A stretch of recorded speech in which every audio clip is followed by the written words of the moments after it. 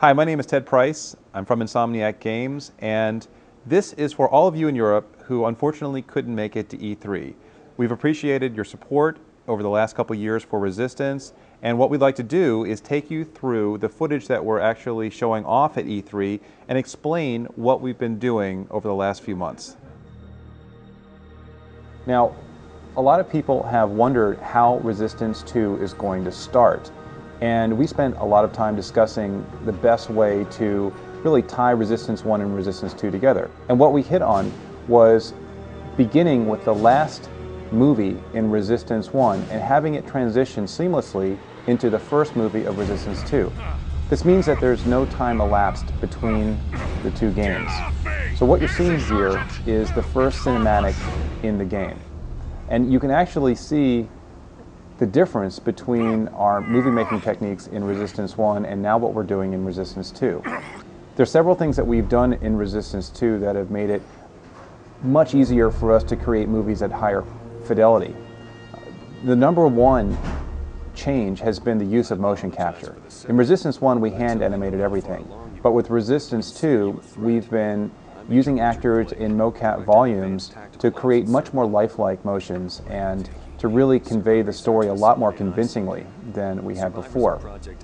Another really cool piece of technology we've been using is the InterSense camera. The InterSense camera allows us to create the scene first and then refilm it with a camera whose motions are actually motion captured. And what this does for us is create a much more filmic feel for all of our cinematics. And you can see it demonstrated in our first opening cinematic for the game. The characters in the game have had a major overhaul in terms of the technology underlying them. First of all, we've got much higher res textures and normal maps and better specularity on the characters so they pop out of the environment. We've completely revamped our lighting system. We now have much better support for our dynamic lights.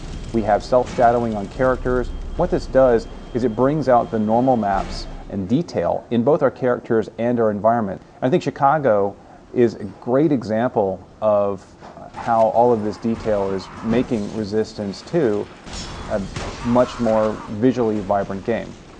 Secondly, they're all using the motion capture techniques that we're using in our cinematics, so characters move more believably and with more fluidity. And we have the Grims. The Grims are a type of chimera that are new to Resistance 2. Come at you in waves of 40 or 50, and if they get close to you, they will rip you apart. Resistance 2, in many ways, is all about scale. With the improvements we've made to our engine and with the ambitious design that we've come up with, we've been able to support much larger vistas and, of course, much larger enemies. In Chicago, you will fight a 300-foot tall Leviathan. This is a character that, for us at first, seemed impossible to do, because making a 300-foot monster stomp around and be interactive with the environment and be interactive with the character is pretty darn tough. Plus, it's very difficult to make it look believable both at a distance and up close. But the technology we've developed has allowed us to do this. So when you do get picked up by this Leviathan, it's a different fighting mechanic than you're used to in the game.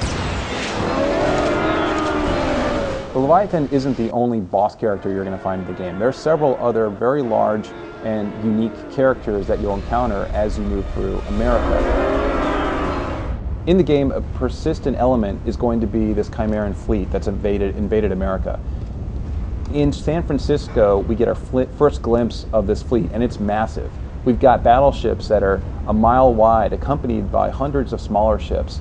And what they're doing is systematically taking apart our cities. Here we get to see San Francisco just being obliterated by this fleet.